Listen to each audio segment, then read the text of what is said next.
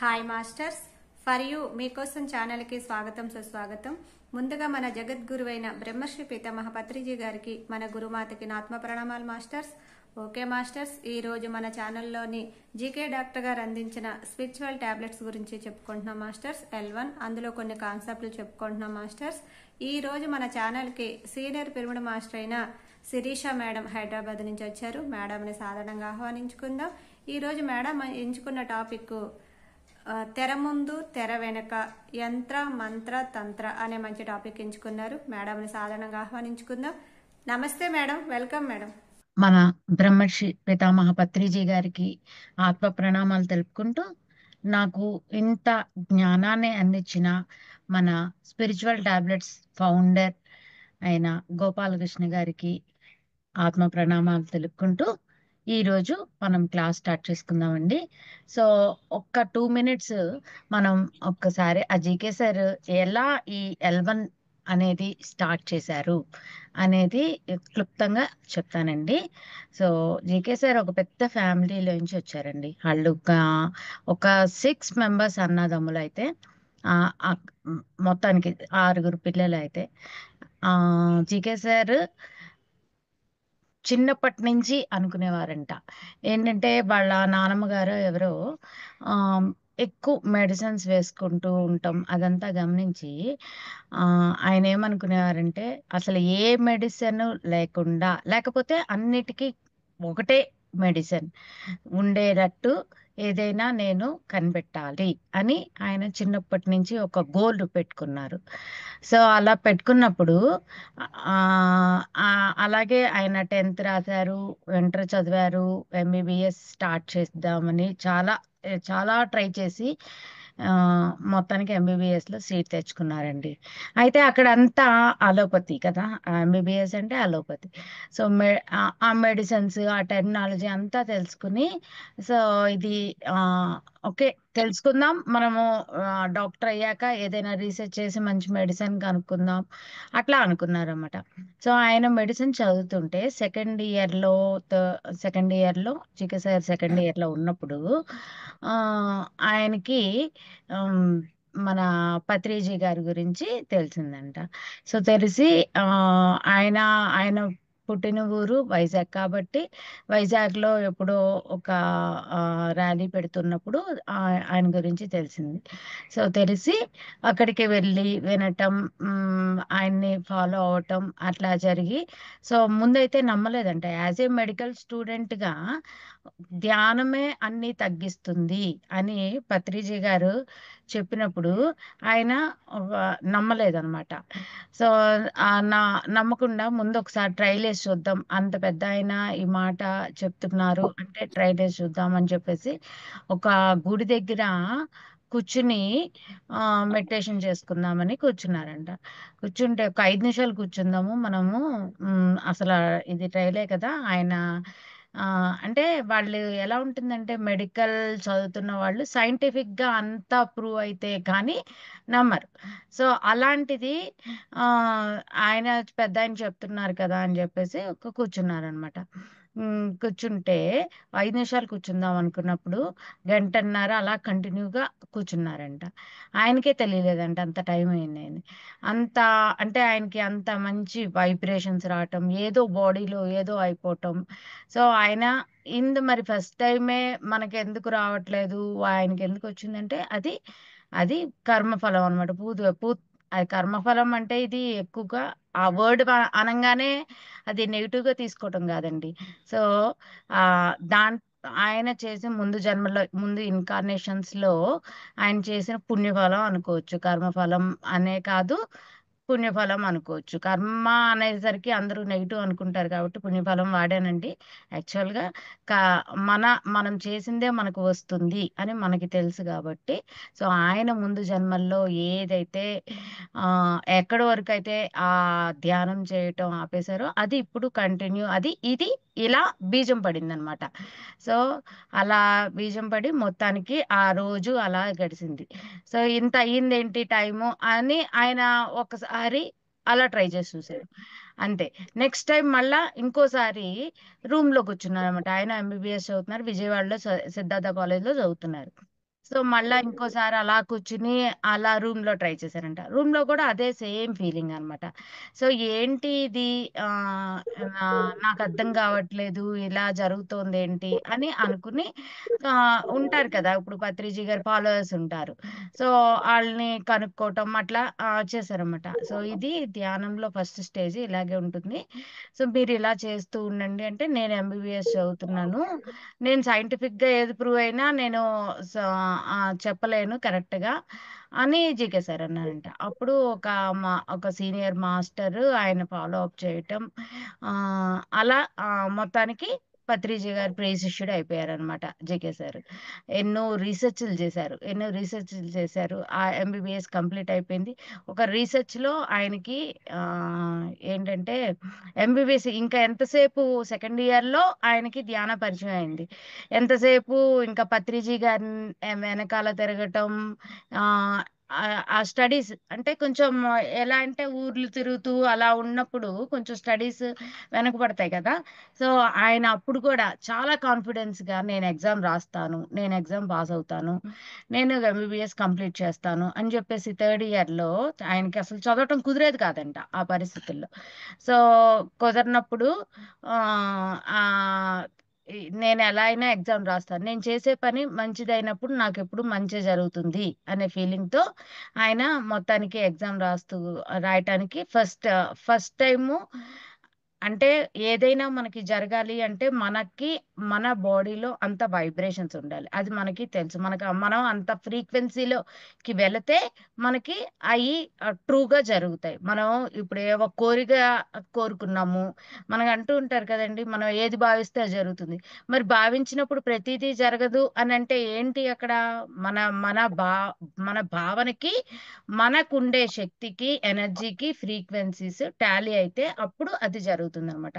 So third year లో ఆయన exam కూర్చుంటే అనుకోకుండా ఏదైతే ఆయన కొంచెం ఎగ్జామ్ ముందు రోజు మాత్రం రిఫర్ చేసుకున్నారు, ఏదైతే ఆయన చదివారో అయ్యే క్వశ్చన్స్ ఎగ్జామ్స్ లో రావటం, అట్లా ఎంబీబీఎస్ ని సక్సెస్ఫుల్ గా కంప్లీట్ చేశారంట.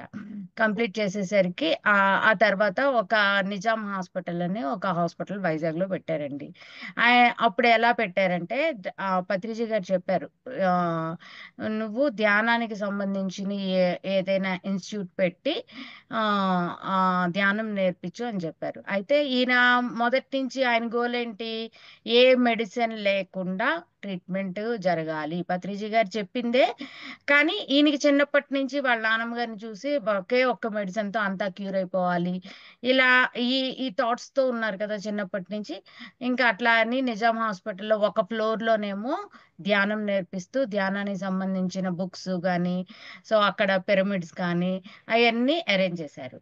ఇంకో ఫ్లోర్ లోనేమో అలోపతి మెడిసిన్స్ అన్నమాట. సో అక్కడ ఆ అక్కడ ట్రీట్మెంట్ అలా చేసేవారు, ఇక్కడ ట్రీట్మెంట్ అలా చేసేవారు. కొంతమంది పేషెంట్స్ అక్కడ ఉండేవారు, కొంతమంది అంటే అందరికీ ఇదైతే ధ్యానం అయితే అమౌంట్ లేకుండా జరుగుతుంది. సో అందరికీ అమౌంట్ పెట్టే శక్తి లేని వాళ్ళని ఇట్లా ధ్యానానికి కూర్చోబెట్టేవారు అనమాట. అయితే కంపేర్ చేస్తే ఆయన ఆయన 2 ఏళ్ళు అలా కంపేర్ చేశారనమాట. అలోపతి దగ్గర తగ్గే వాళ్ళు ఎక్కువ మంది ఉన్నారా, లేకపోతే ధ్యానానికి తగ్గే వాళ్ళు ఎక్కువ మంది ఉన్నారా, ఇలా కంపేర్ చేసి చూసేసరికి ఏమైంది, ఆయన ఎక్కువ ప్రూవ్ చేయగలిగింది ఏంటంటే ధ్యానం నేర్పుతూ సజ్జన సాంగత్యం, స్వాధ్యాయం చేస్తూ ఉన్న వాళ్ళ యొక్క వాళ్ళ వాళ్ళ అనారోగ్యాలే తొందరగా తగ్గటం, మళ్ళా ఎలా అంటే తగ్గటం కూడా మళ్ళా ఇంకోసారి రిపీట్ కాకుండా రావటం. సో ఇలాంటి ఎక్కువ అబ్జర్వ్ చేశారనమాట. సో చేసేసరికి ఆయన ఆ, ఏమనుకున్నారంటే ఇంకా ఆమ్, ఆ, ఇదే బెటరు.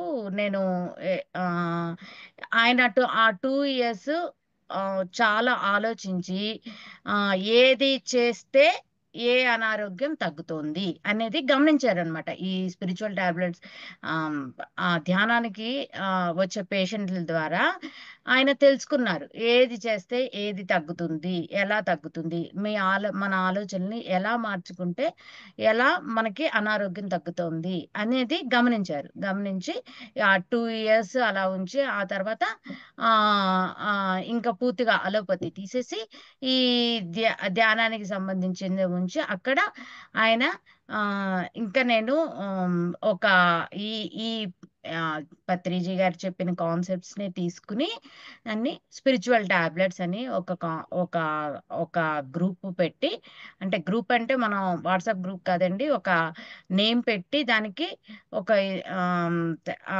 ఒక 153 బుక్స్ పైనే ఆయన రాశారనమాట.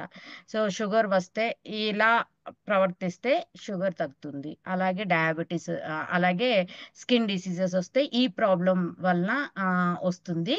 ఆ ప్రాబ్లం ని రెక్టిఫై చేసుకోవాలంటే మనం చేయాల్సింది ఏంటి, అలాంటివన్నీ దీర్ఘకాలిక అనారోగ్యాలన్నీ ఆ, ఎలా తగ్గించుకోవాలి అని ఆయన 2 ఇయర్స్ అక్కడ ఎక్స్పీరియన్స్ అయ్యారు కదండి. సో అందరినీ గమనిస్తూ ఆయన తెలుసుకుంది ప్లస్ పత్రిజీ గారి కాన్సెప్ట్స్ అవన్నీ తీసుకుని కొన్ని బుక్స్ గా డిజైన్ చేశారనమాట. సో చేసి అయ్యే మనకి ఒక్కొక్క లెవెల్, అంటే మనం ఇప్పుడు L1 కోర్సెస్ అన్నమాట. So L1 course, L2 course, L3 course అలాగా ఉంటాయి. దాంట్లో మన అంటే స్టార్టింగ్ బేసిక్స్ లేకుండా డైరెక్ట్ గా L3 నేర్చుకోమంటే మనం నేర్చుకోగలమా? నేర్చుకోలేము. కాబట్టి ముందు బేసిక్ లెవెల్లో L1 కోర్స్ కి ఇన్ని కాన్సెప్ట్స్, L2 కోర్స్ కి ఈ కాన్సెప్ట్స్ అని డివైడ్ చేశారండి. సో డివైడ్ చేసిన దాంట్లో మనం ఇప్పుడు L1 అందరూ L1 కోర్స్ చేసిన వాళ్ళం కాబట్టి దాంట్లో నేను ఇప్పుడు ఒక టాపిక్ తీసుకున్నాను. సో ఆ టాపిక్ పేరే ఏంటిది, తెర ముందు తెర వెనుక అండ్ యంత్ర మంత్ర తంత్ర అన్నమాట. సో ఆ 2 టాపిక్స్ గురించి నేను ఇప్పుడు మీకు వివరించబోతున్నానండి. సో పీపీటీ షేర్ మేడం చేస్తాను ఒక్క మేడం. నిమిషం మేడం. మేడం వనజ గారు, Vanaja madam, Vanaja madam, madam చెప్పండి. మీరు వీడియో ఆన్ చేసుకోరా ఒకసారి? మీరు ఓకే. స్టార్ట్ చేయండి మేడం. మీరు స్టార్ట్ చేయండి మేడం. ఓకే, నేను పీపీటీ షేర్ చేస్తున్నాను మేడం. ఆ, చెయ్యండి మేడం, చెయ్యండి.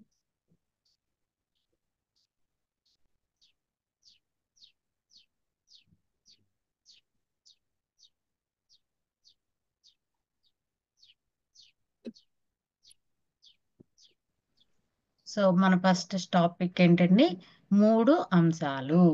సో ఆ 3 అంశాలు ఏమేంటి అనుకుంటున్నాం, యంత్ర మంత్ర తంత్ర. సో యంత్ర మంత్ర తంత్ర గురించి ఇప్పుడు మనం తెలుసుకుందాం. సో యంత్ర అనగానే మనం ఏమనుకుంటామండి, సో యంత్రాలు అంటే ఏంటి, మెషిన్స్. సో మెషిన్స్ గురించి ఇక్కడ ఎందుకు అని అనుకుంటాం కదా. సో అసలు మెషిన్ అని ఎందుకు ఇక్కడికి తీసుకొచ్చారు అనేది మనం చెప్పుకుందాం. సో మనం ఈ భూమిలో మనం అసలు ఈ భూమి మీద మనం పుట్టడానికి కారణం ఏంటండి, ఆనందంగా ఉండటానికి ప్లస్ అనుభవాలు పొందటానికి. సో ఈ భూమి అనే ఆటలో మనం 3 అంశాలుగా డివైడ్ చేసుకుని మనం చేసే పనులను బట్టి ఈ అంశాలని డివైడ్ చేశారనమాట. సో వాటిని యంత్ర మంత్ర తంత్ర అంటారు.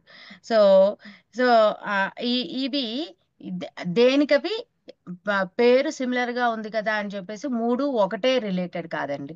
సో యంత్రాకి ఒక పర్టికులర్ మీనింగ్ ఉంది, మంత్రాకి ఒక పర్టికులర్ మీనింగ్ ఉంది, అండ్ తంత్రకి ఒక మీనింగ్.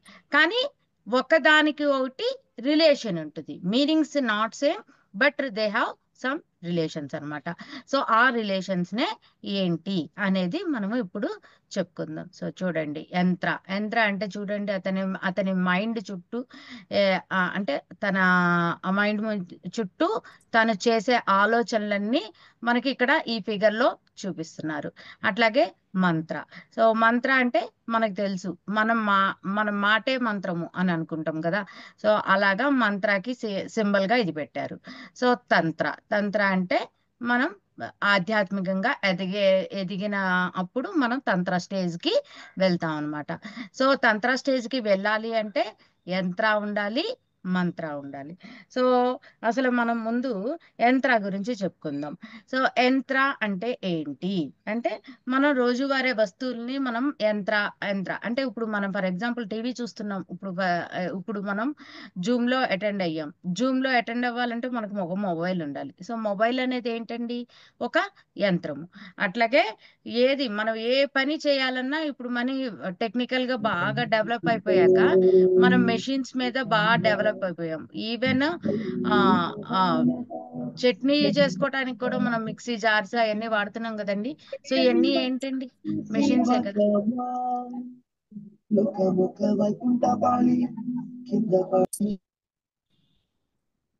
మెషిన్స్ ఓకే అయ్యి మేడం. వాడుతున్నాం కదా. మెషిన్స్ అయ్యి వాడుతున్నాం కదా. సో వీటిల్ని యంత్రాస్ అంటాం. అయితే మన శరీరానికి మెషిన్ ఏంటి అని అని ఆలోచిస్తే, సో మన మన శరీరమే ఒక భౌతికమైనది. మన శరీరం ఒక భౌతికమైనది. ఇది ఎలా తయారు చేయబడిందండి, పంచభూతాలతో తయారు చేయబడింది. అంటే మనం ఒక బాడీ తీసుకుని మనం వస్తాం. ఈ శరీరం తీసుకుని మనము ఈ భూలోకంలోకి వస్తాం. ఈ శరీరము ఒకవేళ శరీరం అంటే శరీరం తీసుకుని ఎవరు వస్తారండి, ఒక ఆత్మ శరీరాన్ని తీసుకుని వస్తుంది. సో ఈ శరీరం అనేది ఏంటిది, మనం భౌతికంగా ఉన్న ఒక యంత్రము. మన యంత్రము ఏంటిది, ఆత్మకి యంత్రం ఏంటిది అంటే మన శరీరం. మరి ఆ శరీరం దేంతో తయారైంది, పంచభూతాలతో తయారైంది. సో మనకందరికీ తెలుసు పంచభూతాలు అంటే ఏంటండి, నీరు, అగ్ని, వాయువు, ఆకాశం, ఇంకా ఏంటిదండి ఇంకోటి, పంచభూతాలు అంటే ఏంటి, నీరు, ఆకాశం, వాయువు, అగ్ని అండ్ గాలి. ఈ 5 కలిపి పంచభూతాలు అంటారు. సో ఈ పంచభూతాలతో మన మన శరీరము క్రియేట్ అవ్వబడి ఉందన్నమాట. సో ఈ శరీరంలో మనం కేవలం మనం మామూలుగా ప్రతి యంత్రాన్ని ఒక పదార్థంగా తీసుకుంటాం కదా. సో మన జీవితంలో ఏ వాడే వస్తువుల దగ్గర నుంచి శరీరం వరకు అన్నీ మన యంత్రాలే అన్నమాట. సో మన శరీరం అనే యంత్రానికి అవసరమైనది ఏది చేస్తే మనకి అనారోగ్యాలు రాకుండా ఉండాలి, మన యంత్రాన్ని మనము ఎలా కాపాడుకోవాలి అని ఈ యంత్రాల గురించి మనం తెలుసుకోవాలన్నమాట. సో మానవుడు ముఖ్యంగా సంఘజీవి, మనకు తెలుసు. అంటే ఏంటి, సమాజంలో ఎన్నో సమస్యలు ఎన్నో సమస్యల్లో చిక్కుకుంటూ జీవితం అంతా కూడా సమస్యలను తీర్చుకోవటంతో గడిపేస్తూ ఉంటాం మనం. సో దీంట్లో మరి అలా గడిపేస్తూ ఆ, ఆ, ఉండే టైంలో మనకి భగవద్గీతలో శ్రీకృష్ణుడు చెప్పాడు, ఏ కర్మయోగివిక అర్జున అని చెప్పాడు. అంటే కర్మయోగివిక అంటే ఏదో ఒక వర్క్ చేస్తూ ఉండు, ఖాళీ మైండ్తో కాదు అని. అంటే మంచో చెడో చేస్తూనే ఉండాలి. సో యోగి అంటే ఆ మధ్య మార్గంతో ఉంటూ ఏ పని ఎప్పుడు చేయాలో అది జాగ్రత్తగా చేస్తూ ఉండాలి. మనం మనం ఎలాంటి పనులు చేయాలంటే ధర్మ అర్థ కామ మోక్షాలని మన సరి సమానంగా పాటించుతూ మనం పనులు చేసినట్టయితే మనకి ఎలాంటి ప్రాబ్లమ్స్ రావన్నమాట. సో కాబట్టి ఎన్నో సవాళ్ళను మనం ఎదుర్కొంటూ ఉంటాం. సో దీనిలో భాగంగానే ఎన్నో పరిస్థితులు మనకి ఎదురవుతూ ఉంటాయి, అదంతా మనకి తెలుసు. సో మనం ఇప్పుడు ఈ యంత్రాన్ని అంటే మన శరీరాన్ని ఎలా కాపాడుకోవాలి. సో శరీరంలో మనకి పంచభూతాలతో తయారైన శరీరాన్ని ఏమేమి ఉంటాయండి, మనకి ఇంద్రియాలు ఉంటాయి. సో ఇంద్రియాలు ఏమేంటి అండి, జ్ఞానేంద్రియము, కర్మేంద్రియాలు. సో మరి జ్ఞానేంద్రియాలు కర్మేంద్రియాలు అంటే ఏంటి, జ్ఞానేంద్రియాలు అంటే ఏంటి, కర్మేంద్రియాలు అంటే ఏంటి.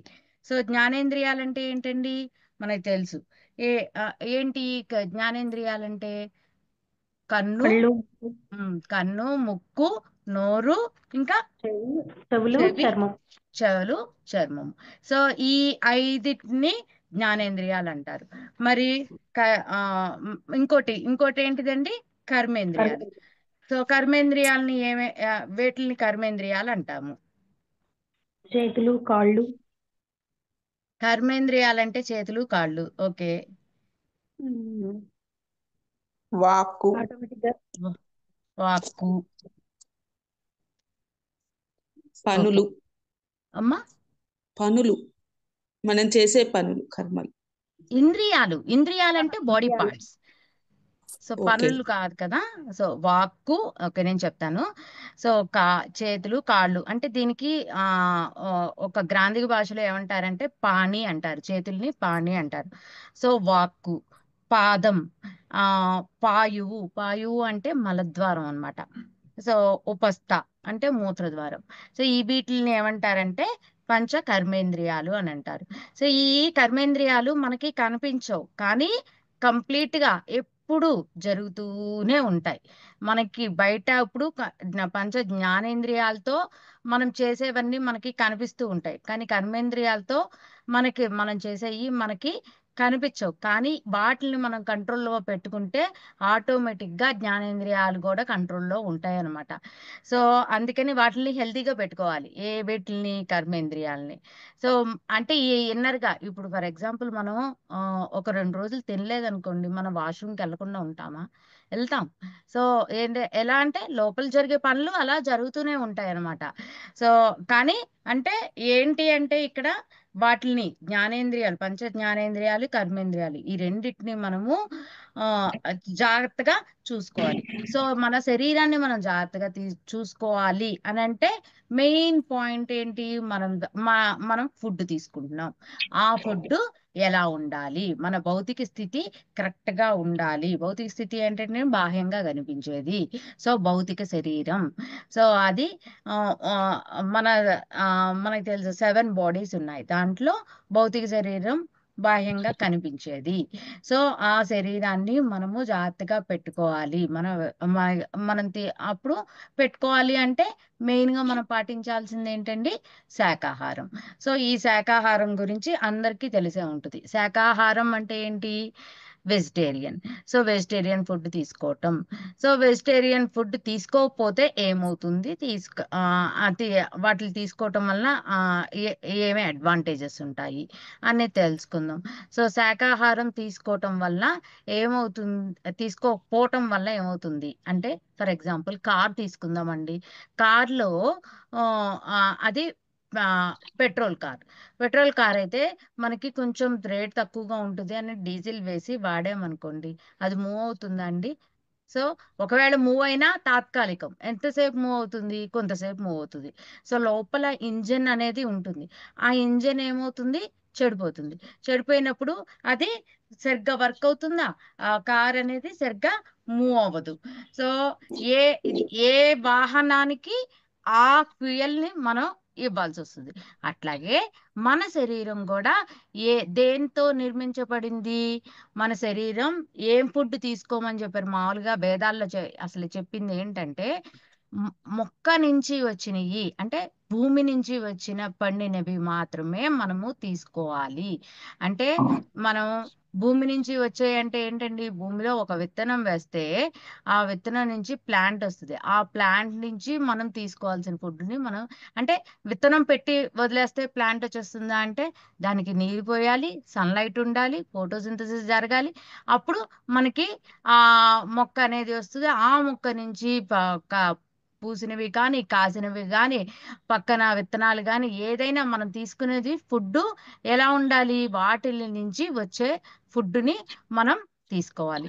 సో అది మనకి వేదాల్లో చెప్పింది. అలాగే మన శరీరం ఎలా నిర్మింపబడిందండి, మన టీతే మనం అబ్జర్వ్ చేస్తే మన టీత్, ఫ్రంట్ టీత్ మామూలుగా ఇప్పుడు లయన్ కి, టైగర్ కి అలా చూసారనుకోండి, అంటే నాన్ వెజ్ వేరే యానిమల్స్ తినే వాటికి ఫ్రంట్ టీత్ ఎలా ఉంటాయండి, చాలా పెద్ద పెద్దగా ఉంటాయి. కానీ మన టీత్ అలా ఉండవు. మన టీత్ మన ఫుడ్ మనం తీసుకోవాల్సిన ఫుడ్ ఎలా ఉండాలో అలా మన టీత్ ఏర్పరిచి ఉంటాయి అన్నమాట. ఓకే. సో మనకి వేదాల్లో చెప్పిన దాని ప్రకారం మనం నాన్ వెజ్ తినకూడదు, శాకాహారం మాత్రమే తినాలి. తిన్నప్పుడే మన బాడీ మొరాయించకుండా ఎలా ఉంటుంది, మనకి ముందుకు వెళ్ళగలుగుతాం. సో అట్లాగా శాకాహారం. అట్లాగే మనం నాన్ వెజ్ తిన్నాం అనుకోండి, మామూలుగా 2-3 అవర్స్లో మనకి డైజెషన్ అయిపోతుంది. అయితే మరి కొంచెం ప్రోటీన్ రిచ్ ఫుడ్ అయితే 4 అవర్స్ 5 అవర్స్ పడుతుంది.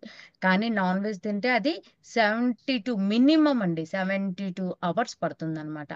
సో 72 అవర్స్ పడితే కానీ అది డైజెషన్ కాదు. సో అంత అంత ట్రబుల్ ఇస్తున్నట్టు. అప్పుడు ఏమవుతుంది, మన బాడీ స్మాల్ ఇంటెస్టైన్, మన స్టమక్ మనం ట్రబుల్ ఇస్తున్నట్టే. దానికి ఎక్కువ ఎక్కువ ఎనర్జీ యూస్ చేసుకోమని మనం ట్రబుల్ చేస్తున్నాం. సో ఇలా ఇలా ఎక్కువ టైం డైజెషన్ పడుతుంది. అంటే ఏమవుతుంది, ఎక్కువ టైం ఉండటం వలన మన ఫుడ్ అంతా ఒక బ్లాకేజెస్గా ఏర్పడిపోతుంది. ఏదైతే నెగిటివ్ వెళ్తుందో అదంతా బ్లాకేజెస్గా ఏర్పడిపోతుంది. స్లోగా ఆ బ్లాకేజెస్ ఏమవుతాయండి, మనకి డిసీజెస్, అనారోగ్యాల రూపంలో వస్తూ ఉంటాయి అన్నమాట. సో శాకాహారం తినటమే మనము మన శరీరాన్ని ఎలాగ చూసుకోవాలి, దేవాలయంలాగా చూసుకోవాలి. ఆ దేవాలయంలో మనం ఇలాంటి పాపాలు చేయకూడదు అని ఎలా అంటామో, అట్లాగే మన శరీరం కూడా దేవాలయంగా చూసుకుంటూ మన శరీరంలో కూడా అలాంటి ఫుడ్ని మనం పంపించకూడదు, వాటికి స్ట్రెయిన్ చేయకూడదు. ఈవెన్ అండి మనం గమనిస్తాము, ఎలా అంటే ఇప్పుడు అయ్యప్ప మాల వేసుకున్న వాళ్ళు కానీ, భవానీ మాల దీక్ష తీసుకున్న వాళ్ళు కానీ 40 days వాళ్ళు ఎంతో చాలా స్ట్రిక్ట్గా ఉంటారు. స్ట్రిక్ట్గా ఉండి 40 days తర్వాత దర్శనం చేసుకుని వస్తారు. తర్వాత మళ్ళీ అన్నీ తినేస్తారు. సో అక్కడ ఏం చేస్తున్నారు, వాళ్ళ బాడీని వాళ్ళు కష్టపెడుతున్నారు ఆ 40 days. అంతేగాని వాళ్ళు మానసికంగా అంటే మైండ్ పరంగా వాళ్ళు ఏం మార్చుకోవట్లా. ఆ 40 days రూల్స్ ఉన్నాయి కాబట్టి ఇట్లాగే చేయాలి అని చెప్పేసి ఆ 40 days పాపం చాలా కష్టపడి పొద్దున్నే లెగటం, పొద్దున్నే చలి స్నానాలు చేయటం, కింద పడుకోవటం, చెప్పులు లేకుండా తిరగటం, ఇలాంటివన్నీ చేస్తూ చాలా కష్టపడి మొత్తానికి 40 days కంప్లీట్ చేసి దర్శనం చేసుకుని తర్వాత మళ్ళా యథావిధిగా వాళ్ళు ముందు ఏమి చేస్తారో అవే చేస్తూ ఉంటారు. సో మళ్ళా మాంసాహారం తీసుకుంటారు, మళ్ళా అబద్ధాలు చెప్తూ ఉంటారు, అలా రొటీన్గా అలా అయిపోతారు. సో అక్కడ ఏదైనా ఉపయోగపడుతుందా వాళ్ళకి, ఎంత ఉపయోగపడుతుంది అది ఆలోచించుకోవాలి.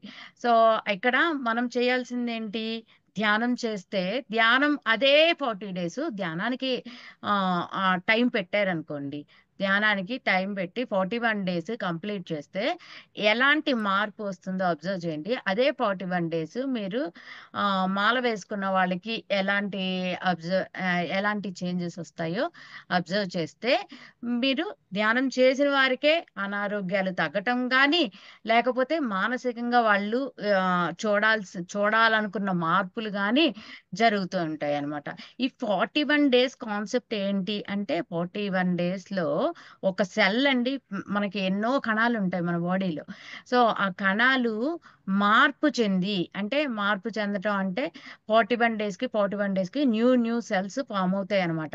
ఈ 41 daysలో మనం చేసే వర్కులన్నీ ఆ సెల్స్ రీడ్ చేసుకుని ఓకే, అప్పుడు కొత్త కణాలు మనకి ఏర్పడినప్పుడు మన 41 days అంటే ఈ 41 days ఏం చేసామో దాన్ని బట్టి కొత్త కణాలు రిలీజ్ అవుతాయి అనమాట. సో అందుకని ఈ 41 days కాన్సెప్ట్ అనేది వచ్చింది. సో ఇప్పుడు మనం తెలుసుకోవాల్సింది ఏంటంటే, ఈ యంత్రం అంటే ఏంటండి, ఈ శరీరానికి కావాల్సిన ఆహారం ఏంటి, శాకాహారం తీసుకోవాలి. సో సరైన మన బాడీ మీద సరైన శ్రద్ధ పెట్టాలి. సో ఆ శ్రద్ధ పెట్టడం వల్ల ఏమవుతుంది, నిర్వహణ భయం. మనం మంచి చేస్తే ఏమవుతుంది, ఆటోమేటిక్గా ఆ భయాలన్నీ మనకి తొలగిపోతాయి. సో అలాగే కర్మేంద్రియాలు, జ్ఞానేంద్రియాలు. మరి తిండికి శాకాహారం ఇస్తున్నాం, మరి ఆలోచనలకు కూడా ఇవ్వాలి కదండి. సో కర్మేంద్రియాలకి, జ్ఞానేంద్రియాలకి కూడా మనము వాటి యొక్క వాల్యూస్ వాటికి ఇవ్వాలి. సో ఫర్ ఎగ్జాంపుల్, మనం అంతా మంచి చేస్తున్నాం అనుకుని టీవీలో ఏదో క్రైమ్ ప్రోగ్రామ్స్ అలాంటివన్నీ చూడటం వల్ల రిపీటెడ్గా చూస్తున్నాం అనుకోండి, ఆటోమేటిక్గా ఏమవుతుందండి, దాని ఎఫెక్ట్ మన బాడీ మీద పడుతుంది. సో ఇలాగా ఇలాంటి కర్మేంద్రియాలతో చేసే వాటిని కూడా మనము జాగ్రత్తగా కాపాడుకుంటూ ఉండాలన్నమాట. అలాగే మనకి కారు, మొబైల్ ఇవన్నీ యంత్రానికి సంబంధించినవి. అట్లా మానవ శరీరం ఒక యంత్రము అని చెప్పబడింది అనమాట. సో చాలా మంది అడుగుతూ ఉంటారు, అసలు ధ్యానానికి ఈ నాన్ వెజిటేరియన్ తినకూడదు అన్న దానికి రిలేషన్ ఏంటి అని చాలా మందికి డౌట్ వస్తూ ఉంటుంది. సో మాంసాహారానికి ధ్యానానికి సంబంధం ఏమిటి అని చాలా మందికి డౌట్ వస్తుంది కదా. సో ఈ రెండిటికి ప్రత్యక్షంగా అంటే మనకి కనిపించేటట్టు ఏమీ మనకి డిఫరెన్స్ ఏమీ లేదు, కానీ పరోక్షంగా అంటే కనిపించకుండా ఎలా ఉంటుందంటే ఒకదానికొకటి ఆధారపడే ఉంటుంది. సో ధ్యానం చేస్తూ ఒకవైపు మనం ధ్యానం చేయటం వల్ల ఏమవుతుందండి, ఆత్మశక్తి ఇంక్రీజ్ అవుతూ ఉంటుంది. సో పెంపొందించుకుంటూ మరోవైపున మాంసాహారాన్ని తింటే సో మనం ఏం చేస్తున్నాం, ఈ యంత్రంలో చెడు ఫ్యూయల్ వేస్తున్నాం, అంతే కదా. సో మాంసాహారం అంటే చెడు ఫ్యూయల్ వేస్తున్నాం. సో వేస్తూ ఉన్నప్పుడు ఆత్మశక్తి ఎంత ఉన్నా అవసరమైన పరిస్థితుల్లో ఏమవుతుంది, అకస్మాత్తుగా మన కర్మ సిద్ధాంతాన్ని అనుసరిస్తూ శరీరం సహకరించకుండా పోతుందన్నమాట. సో ఇక ఇదంతా నోట్ అవుతూనే ఉంటాయి, మనం చేసేవన్నీ ఆ రికార్డ్స్ అన్నీ నోట్ అవుతూనే ఉంటాయి. అవన్నీ కర్మ సిద్ధాంతం ప్రకారం అవి మళ్ళా ఇప్పుడు ఇంప్లిమెంట్ జరుగుతూ ఉంటుంది కదా. సో జరిగినప్పుడు మనము ఏం చేయాలి, అనుసరించి మన శరీరంలో అందుకని ఏం చేయాలి, ఇప్పుడు మనం ఒక జీవిని చంపుతున్నప్పుడు దాన్ని ఎంత హింసిస్తున్నామో మరి ఆ హింస అంతా మరి మనం కూడా తీసుకోవాల్సి వస్తుంది కదా. అదే కదా కర్మ సిద్ధాంతం. మనం అక్కడ చేసిన పాపాలన్నీ, ముందు జన్మల్లో చేసిన పాపాలన్నీ పుణ్యాలైనా పాపాలైనా, ఇక్కడ కర్మ అనగానే నెగిటివ్గా తీసుకోవద్దు, పుణ్యాలైనా పాపాలైనా ఏదైనా మనము ఇక్కడ అనుభవిస్తాం. మంచి చేస్తే మంచినే అనుభవిస్తాం, చెడు చేస్తే చెడునే అనుభవిస్తాము. సో కర్మ సిద్ధాంతం ప్రకారం ఇవన్నీ మళ్ళా బ్లాకేజెస్ కింద ఏర్పడతాయి అన్నమాట. అందుకనే ధ్యానం చేసేవాళ్ళు ఓ పక్కనేమో ఆత్మశక్తిని పెంచుకుంటున్నాం ధ్యానం చేస్తూ, ఓ పక్కనేమో నాన్ వెజ్ తినేసి మళ్ళా మనం చేయాల్సిన పనులు కరెక్ట్గా చేయకపోవటం వల్ల మళ్ళా ఆత్మశక్తిని తగ్గించేస్తున్నాం. సో అందుకనే ధ్యానం చేసేవారు కంపల్సరీగా, అందుకే పత్రిజీ గారు ఏం చెప్పారు, నాన్ వెజిటేరియన్ బి ఏ వెజిటేరియన్, ఈవెన్ ఎగ్ కూడా తినకూడదు అని.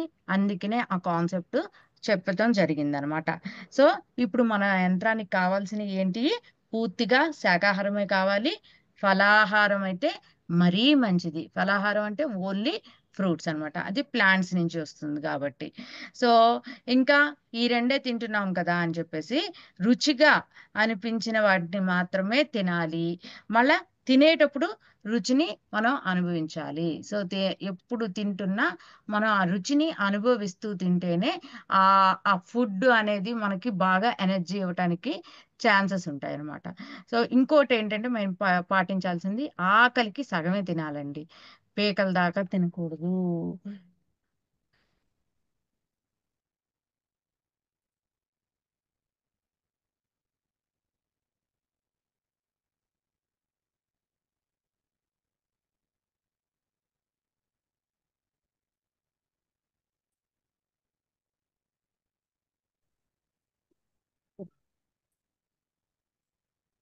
ఓకే ఫ్రెండ్స్, సో ఆకలికి సగమే తినాలి, పీకల దాకా తినకూడదు. అట్లాగే దేహాన్ని పరిశుభ్రంగా పెట్టుకోవాలి. పరిశుభ్రంగా పెట్టుకోవటం అంటే ఏంటి, సుశుభ్రంగా ఉండాలి, ఎప్పుడు నీట్గా ఉండాలి. సో దాన్ని మనం ప్రేమించాలి. ఎందుకని, each and every body part cells తో మేడ్ అయింది. సెల్స్ అంటే is also a living being. So మరి వాటిని మనం ప్రేమిస్తూ పనులు చేస్తూ ఉన్నప్పుడు అవి చేయాల్సిన పనులు మనకి కరెక్ట్ గా చేస్తాయి అన్నమాట. అందుకని దేహాన్ని పరిశుభ్రంగా ఉంచుకోవాలి, దాన్ని ప్రేమించాలి. సో ఈ ఇంద్రియాలని, పంచేంద్రియాలని, జ్ఞానేంద్రియాలు, కర్మేంద్రియాలు ఎలా ఉపయోగించాలంట, అతి సర్వత్ర వర్జయేత్ అంటే ఏంటండి, అతి సర్వత్ర వర్జయేత్ అన్న సూత్రం మనం పాటించాలి. సో అవసరం అయినంత వరకే వాటిని వాడాలన్నమాట. సో తినమన్నారు కదా అని చెప్పేసి ఎక్కువ తినేయటం, అట్లాగే చూడమన్నారు కదా, ఛాన్స్ ఇచ్చారు కదా అని చెప్పేసి ఎక్కువ చూడటం, ఎక్కువ మాట్లాడటం, ఇవన్నీ మనం కంట్రోల్లో పెట్టుకోవాలన్నమాట. Okay, so that is about యంత్ర గురించి అది. తర్వాత మంత్ర. సో మంత్ర అంటే ఏంటి? అంటే మన మంత్ర అంటే మెయిన్గా ఏంటండి? మన వాక్కు. ఇది ఏ చక్రానికి సంబంధించింది? వాక్కు అంటే ఏ చక్రానికి సంబంధించింది? విశుద్ధ స్థితి నుంచి విశుద్ధ చక్రానికి సంబంధించింది అనమాట. సో మనకు తెలుసు మన మాటకి ఎంతో శక్తి ఉంది. సో ఇది ఎలా మాట్లాడాలి? మనం త్రికరణ శుద్ధి ఉన్న వారి మాటే మంత్రంగా అవుతుంది. మనం చాలా మంది అంటాం మన మాట ఎందుకు వినట్లేదు పక్కన వాళ్ళు అని మనకి అనిపిస్తూ ఉంటుంది కదా, జనరల్ థాట్. మన మాట ఎందుకు వినట్లేదు అని అనిపించినప్పుడు, సో మనకంత ఎనర్జీ లేకపోవటం వల్ల మన మాట వాళ్ళు వినట్లేదు అని మనం అర్థం చేసుకుని మన యొక్క ఎనర్జీ, మన ఆత్మ యొక్క శక్తిని మనం పెంచుకునే విధంగా, మనం ఎప్పుడైతే మనం బాగా సాధన చేస్తూ ఎక్కువ టైము సాధన చేయాలి, ప్లస్ మన ఇంద్రియాల్ని సరిగ్గా కాపాడుకుంటూ ఉండగలిగితే మన యొక్క శక్తి అంటే వేస్ట్ కాకుండా ఉంటుందన్నమాట. మన యొక్క ఎనర్జీ వేస్ట్ కాకుండా ఉంటుంది. మనం మంచి చేసామనుకోండి, ఆటోమేటిక్గా కొంత ఎనర్జీ ఇంకా వస్తుంది. సో ఇక్కడ మనం తెలుసుకోవాల్సిందే, మంత్రా నుంచి తెలుసుకోవాల్సింది ఏంటి? మన వాక్కు ఎలా ఉండాలి? త్రికరణ శుద్ధితో ఉండాలి. సో అలాగా మనకి తెలిసి తెలియని జ్ఞానంతో మాట్లాడటం వలన మనకి అక్కడ కూడా అవతలి వాళ్ళు ఏమవుతుందండి, మనం తెలిసి తెలియని మాటల వలన అవతలి వాళ్ళు కొంచెం ఎఫెక్ట్ అవే ఛాన్సెస్ ఉంటాయి. సో ఇక్కడ మనం ఎలా చేయాలి అంటే, జీవిత ధ్యేయం మీద కనీస అవగాహన వచ్చేంత వరకు శాస్త్రీయంగా మాట్లాడాలి. సో శాస్త్రీయంగా అంటే ఎప్పుడు ఏది మాట్లాడాలో అదే మాట్లాడాలి. పూర్తిగా మనకు వాళ్ళ గురించి తెలిస్తే గానీ వాళ్ళ గురించి పక్కన వాళ్ళకి చెప్పినా మనకి కష్టమేనండి. సో మనకు ఇప్పుడు కొంతమంది ఒక గ్రూప్ లో ఉన్నారు, అక్కడ ఆ మనిషి లేరు, ఆ మనిషి గురించి ఇక్కడ మాట్లాడుకుంటూ ఉంటారు. కానీ మళ్ళా ఆ మనిషితో మాట్లాడేటప్పుడు బాగానే మాట్లాడతారు అండ్ ఫేవరబుల్ గా కూడా ఉంటారు. సో ఇక్కడ మరి అదే మనిషి గురించి ఇక్కడ చెడుగా మాట్లాడతాం అనేది కరెక్ట్ కాదు కదా. సో అలా మనం చేయకూడదు అనమాట. అక్కడ మనిషి ఉన్నంతసేపే మనం మాట్లాడేది చాలా చాలా ఇంపార్టెంట్ అండి. మనము ఆ మనిషి మన దగ్గర లేనప్పుడు మనం వాళ్ళ గురించి నెగిటివ్ గా మాట్లాడటం, పాజిటివ్ గా అయితే పర్వాలేదు, నెగిటివ్ గా మాట్లాడితే చాలా బాడీకి చాలా ఎఫెక్ట్ వస్తుంది అనమాట. సో వాళ్ళ ప్రకారం వాళ్ళు చేశారు, వాళ్ళ ఆత్మస్థితి అంతే అని అనుకుని వాళ్ళు చేశారు, అది మనకు అనవసరం అని అనుకుని, అందుకనే మాట్లాడేటప్పుడు ఎప్పుడు మన పూర్తిగా వాళ్ళ గురించి తెలిస్తేనే మనం మాట్లాడాలి, లేకపోతే మనం మాట్లాడకూడదు అనమాట. సో ఇక్కడ ఏమవుతుందంటే మెయిన్ గా విశుద్ధ చక్రకి ప్రాబ్లమ్స్ వస్తాయి మాటలు సరిగ్గా లేకపోతే. సో విశుద్ధ చక్రం వల్ల వచ్చే మెయిన్ ప్రాబ్లం ఏంటండి? మనకు తెలుసు, థైరాయిడ్ ప్రాబ్లం. సో చాలా మంది థైరాయిడ్ ఎఫెక్ట్ ఎందుకు జరుగుతోంది అని అంటే మెయిన్ గా విశుద్ధ చక్రాన్ని, అంటే ఎప్పుడు ఏది మాట్లాడాలో తెలియక మాట్లాడటం, లేకపోతే ప్రతీది మనసులో పెట్టేసుకుని, ఇప్పుడు కొన్ని మాటలు బయట పెట్టాల్సి వస్తుంది కానీ బయట పెట్టకుండా వాళ్ళు ఏం చేస్తారు, మనసులో పెట్టేసుకుని బాధపడిపోతూ కుంగిపోతూ ఉంటారు. సో అలాంటి వాళ్ళకి కూడా ఈ థైరాయిడ్ ప్రాబ్లం వస్తుందన్నమాట. సో విశుద్ధ చక్రాన్ని ఎంత ఉపయోగించాలి అంత కరెక్ట్ గా ఉపయోగించాలి. సో నొప్పించక తాను ఒక తప్పించుకు తిరుగువాడు ధన్యుడు సుమతి అని అంటారు కదా. సో సో మనము నొప్పించకూడదు, అట్లా అని మనం తప్పించుకోకూడదు. వాళ్ళకి ఎలా కరెక్ట్ గా చెప్పాలో అలా చెప్పాలి. మీరు చెప్పలేరు అని అనుకుంటే మెదలకుండా సైడ్ అయిపోవటమే, అంతేగాని తెలిసి తెలియనట్టుగా ఏదో మాట్లాడేసేయకూడదు అనమాట. ఓకే, సో ఇక్కడ మెయిన్ గా మనము ఇక్కడ స్పిరిచువల్ టాబ్లెట్స్ లో మనకు తెలుసుకోవాల్సింది ఏంటంటే, చాలా మంది అండి ధ్యానానికి కొత్తలో వచ్చిన వాళ్ళు ఏమనుకుంటారంటే, నాకు ధ్యానం చేస్తుంటే ఏదో అయిపోతుందని ఇప్పుడు ఫర్ ఎగ్జాంపుల్ ఒక ఫ్యామిలీలో మదరు ఫాదరు పిల్లలు ఉన్నారండి. మదర్ మాత్రమే ధ్యానం చేస్తున్నారు, ఫాదర్ చేయట్లా, పిల్లలు చేయట్లా. అప్పుడు మదర్ ధ్యానం చేస్తున్నప్పుడు ఆమెకి వచ్చిన ఫీలింగ్స్ అన్నీ ఫాదర్కి చెప్పుకుంటూ ఉంటారు కదా. సో జనరల్గా భార్యాభర్త అంటే చెప్పుకుంటూ ఉంటారు. చెప్తున్నప్పుడు భర్తకి చెప్తే సో ఆయన ఏమంటారు, ఇలా నాకు ఇలా జరుగుతుంది, నాకు ఇలా జరుగుతోంది, నాకు ఏదో అవుతోంది ధ్యానంలో అట్లా చెప్పినప్పుడు ఆయనేమో చేయరు, ఆయనేమో నమ్మనప్పుడు ఈ ఈ ఇంకా నీకు అలా అవుతుంటే చెయ్యొద్దు, మళ్ళా ఏదో ఎఫెక్ట్ అవుతుంది, మళ్ళా ఏదో ప్రాబ్లమ్స్ తెచ్చుకుంటావు అని అలా మాట్లాడేస్తారు. మళ్ళా ఇదే ఆయన మళ్ళీ ఇంకా వేరే వాళ్ళే చెప్పడం, ఈ నెగిటివ్ అంతా ఏమవుతుంది, మళ్ళీ పాస్ అయిపోతుంటారు. ఒక పక్కన ఆయనకి ధ్యానం గురించి తెలియనప్పుడు మనం ఆయనకే చెప్పి మనం వెనక అడుగు వేయటం కన్నా ధ్యానం గురించి ఇదే పాయింట్ ధ్యానం గురించి తెలిసిన వాళ్ళకి చెప్పండి, వాళ్ళు ఎలా రిసీవ్ చేస్తారు, వీళ్ళు ఎలా రిసీవ్ చేస్తారు. సో ఈయనకి ఇంట్రెస్ట్ లేదు, దాని మీద మంచి అభిప్రాయం లేదు. అలాంటప్పుడు మనం వాళ్ళ దగ్గరికి వెళ్ళి చెప్పడం కరెక్టేనా? సో వాళ్ళకి చెప్పకూడదు అనమాట. ఎవరికైతే ధ్యానం వచ్చో, చాలా మాస్టర్స్ ఉన్నారు మన పిఎస్ఎస్ఎంలో. సో ఎవరికైతే ధ్యానం గురించి తెలుసో, మీరు ఎవరి దగ్గర నుంచి అయితే ధ్యానం నేర్చుకున్నారో వాళ్ళకే కరెక్ట్ విషయాన్ని చెప్పాలన్నమాట. ఈ చెప్పేటప్పుడు జాగ్రత్తగా ఉండాలి, ఎవరికి చెప్పాలో తెలుసుకుని జాగ్రత్తగా చేయాలి. అప్పుడు ఏమవుతుంది, ఓకే మీకు ఇలాంటి ప్రాబ్లమ్స్ వస్తుంటే ఇలా చేయండి అని కరెక్ట్ సొల్యూషన్ వాళ్ళు ఇవ్వగలుగుతారు, ఎవరు ధ్యానం చేసిన వాళ్ళు అనమాట. సో ఇవన్నీ ఏంటండి, మన మంత్ర కింద వస్తాయన్నమాట. అంటే మన మాటని ఎలాగా వాడుకోవాలి అనేది మనం మంత్ర కింద చెప్పుకుంటాం. సో ఈ యంత్ర మంత్ర ఈ రెండు సరిగా ఉన్నప్పుడు వచ్చే స్టేజే ఏంటిదండి, తంత్ర. సో తంత్ర అంటే ఎవరికి వారే పొందే అతీంద్ర స్థాయి అనుభవం. ఫర్ ఎగ్జాంపుల్ అండి, కారు ఉంది, కార్ డ్రైవర్ ఉన్నాడు, డ్రైవింగ్ బాగా చేస్తాడు, కార్ డ్రైవర్ ఉన్నాడు, తను డ్రైవింగ్ కూడా బాగా వచ్చు.